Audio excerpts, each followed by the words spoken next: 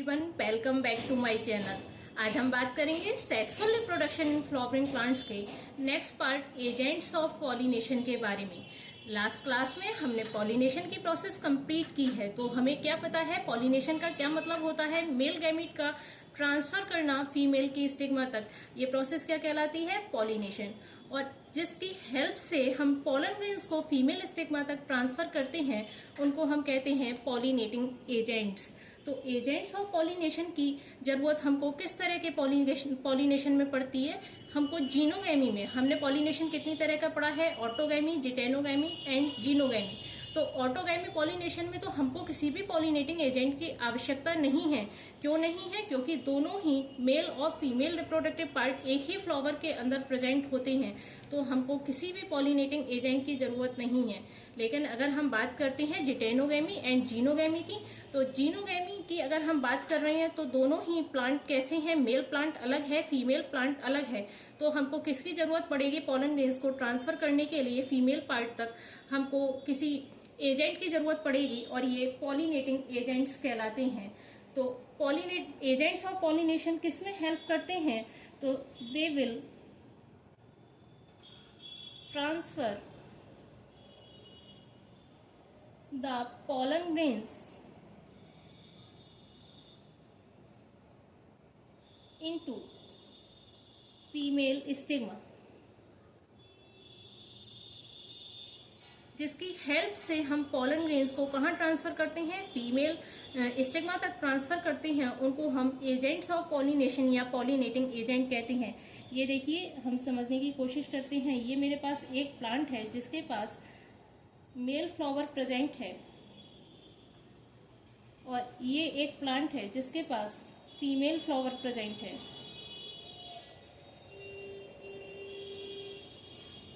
यहाँ हमने pollen grains का फॉर्मेशन किया हुआ है, और पोलन ग्रेन्स को हमको कहाँ पहुंचाना है, फीमेल स्टिग्मा पर लैंड करवाना है। तो हमको किसी मीडियम की जरूरत पड़ेगी, किसी माध्यम की जरूरत पड़ेगी, और वही मीडियम या माध्यम क्या कहलाता है, पॉलिनेटिंग एजेंट। पॉलिनेटिंग एजेंट की हेल्प से ही हम पोलन ग्रेन्स को फीमेल स्टिग्मा तक ट्रांसफर कर सकते हैं। तो अगर हम बात करें types of pollinating agent, pollinating agent कितनी तरह के हो सकते हैं। Types of pollinating agent, pollinating agents दो तरह के हो सकते हैं। First one is abiotic agent और second one is biotic agent. देखिए, अगर हम बात कर रहे हैं एबायोटिक एजेंट, तो एबायोटिक एजेंट का मतलब होता है नॉन लिविंग।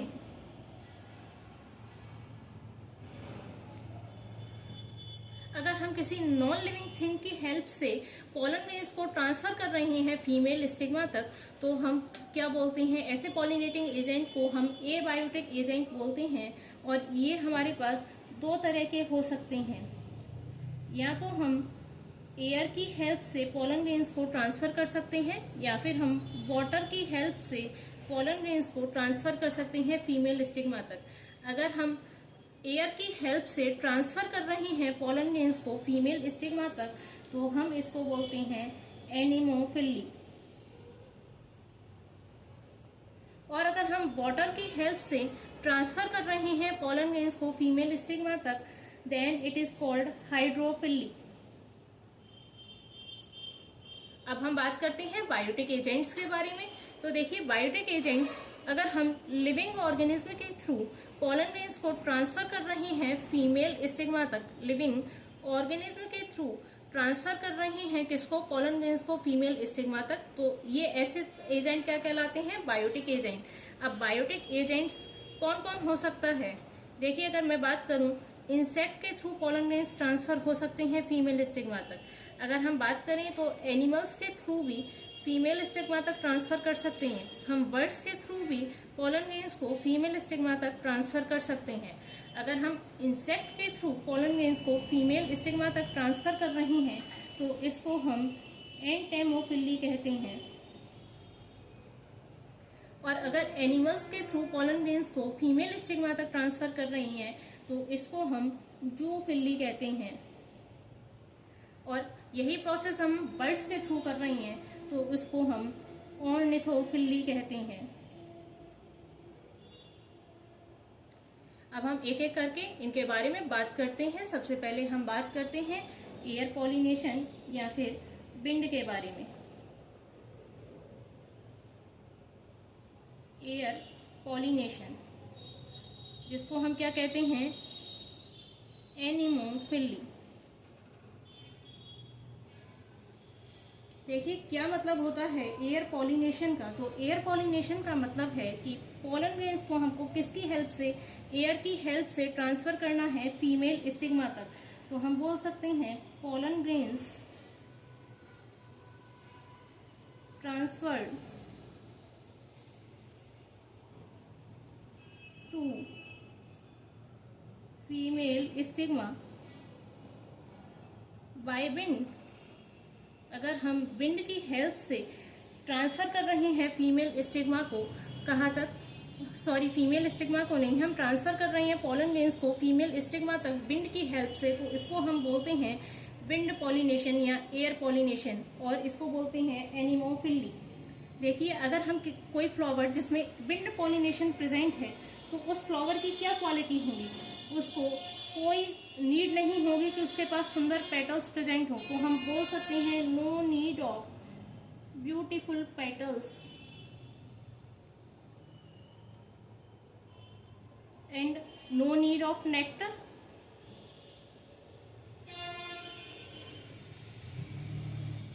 और ऐसे प्लांट क्या होते हैं, कलरलेस होते हैं, क्योंकि पेटल्स का यूज हमने क्या पढ़ा था, इंसेक्ट को अट्रैक्ट करने के लिए। लेकिन अगर किसी प्लांट में एयर पॉलिनेशन प्रेजेंट है, तो उसकी पेटल्स इंसेक्ट को अट्रैक्ट ना करें या फिर पेटल्स खूबसूरत ना हो, तो क्या ही फर्क पड़ता है। तो एयर पॉलिनेशन क्या कहलाता है, एनिमोफिली। अगर हम बात करें एयर पॉलिनेशन से अगर कोई प्लांट पॉलिनेटेड हो रहा है, तो उसके मेल में क्या क्या कैरेक्टर हमको दिखाई देंगे।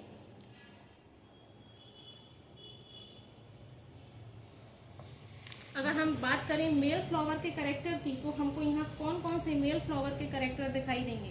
तो देखिए सबसे पहली बात, quantity of pollen grains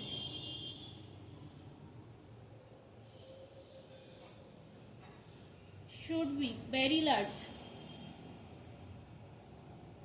pollen grains की क्वांटिटी कैसी होनी चाहिए, बहुत ज्यादा होनी चाहिए। और क्यों होनी चाहिए पोलन ग्रेन्स की क्वांटिटी बहुत ज्यादा, मैं क्या कह रही हूँ, विंड के थ्रू हम पोलन ग्रेन्स ट्रांसफर कर रही हैं, तो हो सकता है बहुत से पोलन ग्रेन्स रास्ते में खराब हो जाएं, हमारी फीमेल स्टिग्मा तक ना पहुंच पाए। तो इस वजह से क्वांटिटी पोलन ग्रेन्स की क्या होनी चाहिए, बहुत ज्यादा होनी चाहिए, क्योंकि आधे से ज्यादा पोलन ग्रेन्स फीमेल स्टिग्मा तक पहुंचने से पहले ही क्या हो जाएंगे, खराब हो जाएंगे। तो इस वजह से अगर पोलन ग्रेन्स की क्वांटिटी बहुत ज्यादा होगी, तो किसका चांस रिड्यूस हो जाएगा, फेलियर के चांस रिड्यूस हो जाएंगे। और पोलन ग्रेन्स में क्या क्वालिटी दिखाई देनी चाहिए, pollen grains should be light weight. अब लाइट वेट क्यों होना चाहिए पोलन ग्रेन्स, अगर पोलन ग्रेन्स बहुत हल्का होगा, लाइट वेट होगा, तो वो इजीली हवा में मूवमेंट कर पाएगा और कहाँ स्टिग्मा तक पहुंच पाएगा। पोलन ग्रेन्स में और क्या क्वालिटी होनी चाहिए, तो pollen grains should be dry. Pollen grains dry condition में होने चाहिए, क्योंकि अगर हम बात करें पोलन ग्रेन्स ड्राई कंडीशन में नहीं होंगे, अगर चिपचिपे होंगे, तो पोलन ग्रेन्स हवा में नहीं उड़ सकते हैं, वो एक जगह से चिपक जाएंगे, तो ट्रांसफर होने में दिक्कत होगी। और हमारी फीमेल किस कंडीशन में होनी चाहिए। अब हम बात करें कि फीमेल, ये तो मेल का कैरेक्टर हमने देख लिए, अगर हम बात करें कि फीमेल में कौन कौन से कैरेक्टर हमको देखने को मिलेंगे, फीमेल कैरेक्टर्स की बात कर रहे हैं हम यहाँ। तो फीमेल, सबसे पहली बात, फीमेल कैसी होनी चाहिए, एक्सपोज्ड कंडीशन में होनी चाहिए। स्टिग्मा कैसी कंडीशन में होना चाहिए, स्टिग्मा एक्सपोज्ड होना चाहिए। दूसरा, स्टिग्मा कैसा होना चाहिए, स्टिग्मा स्टिकी होना चाहिए। अगर स्टिग्मा स्टिकी होगा तो पोलन ग्रेन्स इजीली, अगर ये स्टिग्मा मैंने बनाया और ये स्टिकी है तो पोलन ग्रेन्स इजीली इस पे आके चिपक जाएंगे। स्टाइल कैसी होनी चाहिए? स्टाइल लॉन्ग होनी चाहिए।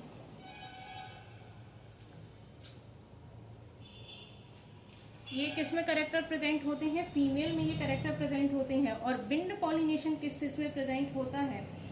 बिंड पॉलिनेशन हमारे पास प्रेजेंट होता है मेज में, वीट में, शुगर कैन में। इन प्लांट्स में क्या प्रेजेंट होता है? हमारे पास विंड पॉलिनेशन प्रेजेंट होता है। अब नेक्स्ट हम बात करते हैं वाटर पॉलिनेशन के बारे में। नेक्स्ट हम बात कर रहे हैं वाटर पॉलिनेशन के बारे में। वाटर पॉलिनेशन को हम क्या और बोलते हैं? Hydrophily.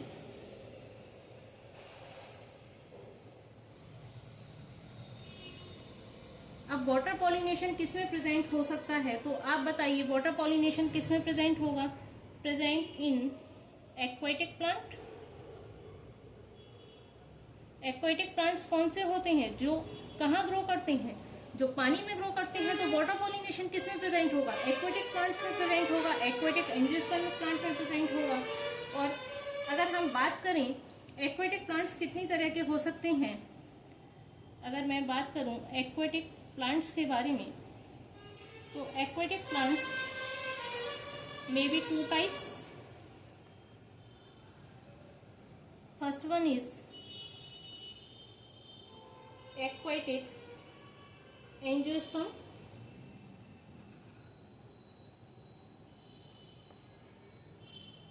and second one is purely follow hydrophily। Aquatic plants कुछ ऐसे हो सकते हैं जो एक्वेटिक एंजियोस्पर्म तो हैं, लेकिन बावजूद इसके उनमें वाटर पॉलिनेशन प्रेजेंट नहीं होता। और कुछ प्लांट्स ऐसे हो सकते हैं जो प्योरली हाइड्रोफिली को फॉलो करते हैं, जिसमें मेन रूप से ही क्या प्रेजेंट होता है? वाटर पॉलिनेशन प्रेजेंट होता है। तो एक्वेटिक एंजियोस्पर्मिक प्लांट्स तो हैं ये, लेकिन but do not follow hydrophily, लेकिन ये हाइड्रोफिली को फॉलो नहीं करते हैं। अब ऐसे प्लांट जो एक्वेटिक कंडीशन में है लेकिन किसको फॉलो नहीं कर रहे हैं? हाइड्रोफिली को फॉलो नहीं कर रहे हैं। तो ऐसे प्लांट कौन कौन से होते हैं? ऐसे प्लांट होते हैं water hyacinth and water lily. और इनमें जो पॉलिनेशन प्रेजेंट होता है वो एनिमोफिली होता है। कौन सा पॉलिनेशन फॉलो करते हैं? They follow anemophily. दूसरे होते हैं प्योरली फॉलो हाइड्रोफिली, जो प्योरली फॉलो कर रहे हैं किसको? वाटर पॉलिनेशन को। तो ऐसे प्लांट्स 2 तरह के हो सकते हैं। एक तो हो सकते हैं फ्रेश वाटर, दूसरे हो सकते हैं मैराइन वाटर। फ्रेश वाटर वो प्लांट जो फ्रेश वाटर में ग्रो कर रही हों, और मैराइन वाटर हाइड्रोफिली उनमें प्रेजेंट होगी जो मैराइन वाटर में ग्रो कर रहे हैं। तो फ्रेश वाटर हाइड्रोफिली में आते हैं बेलिस्नेरिया एंड हाइड्रला, और मैराइन वाटर हाइड्रोफिली में आता है हमारे पास जोस्टेरा, या और आता है सी ग्रासेस। जो समुद्र में घासें होती हैं उनमें भी मैराइन वाटर हाइड्रोफिली देखने को मिलती है। अब हम बात करें कि हाइड्रोफिली के कैरेक्टर्स क्या क्या हो सकते हैं।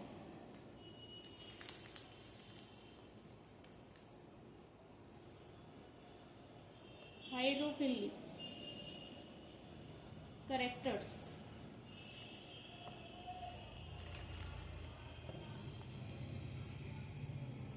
तो देखिए हाइड्रोफिली के कैरेक्टर्स क्या देखने को मिलते हैं हमें।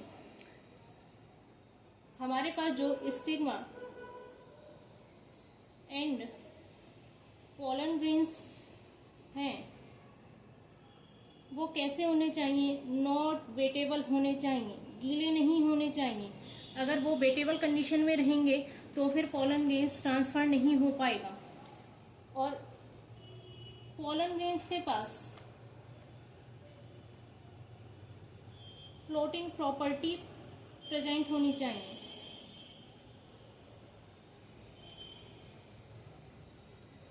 अब देखिए ये नॉन वेटेबल कंडीशन में कैसे रहेंगे। हम कह रहे हैं नॉन वेटेबल कंडीशन में रहें, पानी में कोई चीज प्रेजेंट है बावजूद इसके नॉन वेटेबल कंडीशन में रहें, तो हमारे पास जो पोलन ग्रेन्स प्रेजेंट होता है, ये मान लीजिए पोलन ग्रेन्स मैंने डिनोट किया है, इसके चारों तरफ एक म्यूसिलेज से बनी कवरिंग प्रेजेंट होती है। ये क्या है, पोलन ग्रेन है, और इसके चारों तरफ एक म्यूसिलेजिनस शीट प्रेजेंट होती है। इस म्यूसिलेजिनस शीट की वजह से इस पर वाटर का कोई इफेक्ट नहीं पड़ता। इस म्यूसिलेजिनस शीट की प्रेजेंस की वजह से no effect of water, no effect of water. और क्या हमारे पास करेक्टर्स मिलने चाहिए, pollen grains move passively through water. तो ये किसके करेक्टर्स हैं, हमारे पास हाइड्रोफिली के करेक्टर्स हैं। अगर किसी प्लांट्स में हाइड्रोफिली प्रेजेंट है तो हमें ये करेक्टर्स उस प्लांट में देखने को मिलेंगे। अब देखिए हाइड्रोफिली भी दो तरह की हो सकती है। हाइड्रोफिली टू टाइप्स की हो सकती है। एक होती है एपीहाइड्रोफिली, एपीहाइड्रोफिली, और सेकेंड वन इज हाइपोहाइड्रोफिली। देखिए एपीहाइड्रोफिली का क्या मतलब होता है कि जो हमारा फीमेल पार्ट है वो पानी के अंदर, सॉरी पानी के ऊपर होता है। एपी का मतलब क्या हो गया, पानी के बाहर। जो फीमेल पार्ट है हमारा, फीमेल स्टिग्मा जो है हमारे पास, फीमेल पार्ट है, वो एक्सपोज्ड कंडीशन में वाटर के बाहर प्रेजेंट होनी चाहिए। कहाँ प्रेजेंट होनी चाहिए, वाटर के बाहर प्रेजेंट होनी चाहिए। ये देखिए, ये अगर मेरे पास कोई प्लांट्स है तो इसका ये फीमेल फ्लावर कहाँ प्रेजेंट होना चाहिए, एक्सपोज्ड कंडीशन में प्रेजेंट होना चाहिए। और जो मेल पार्ट होता है वो किस कंडीशन में हो सकता है, मेल पार्ट सबमर्ज कंडीशन में भी प्रेजेंट हो सकता है, मतलब पानी के अंदर भी मेल फ्लावर प्रेजेंट हो सकता है। अब मेल फ्लावर पानी के अंदर प्रेजेंट है तो यहाँ पोलन ग्रेन्स का फॉर्मेशन हुआ, तो पोलन ग्रेन्स पैसिवली मूव करते हुए कहाँ पहुंच गए, फीमेल के पास तक। तो एपीहाइड्रोफिली का क्या मतलब है, जो पानी के ऊपर प्रेजेंट है। और दूसरा क्या है, हाइपोहाइड्रोफिली।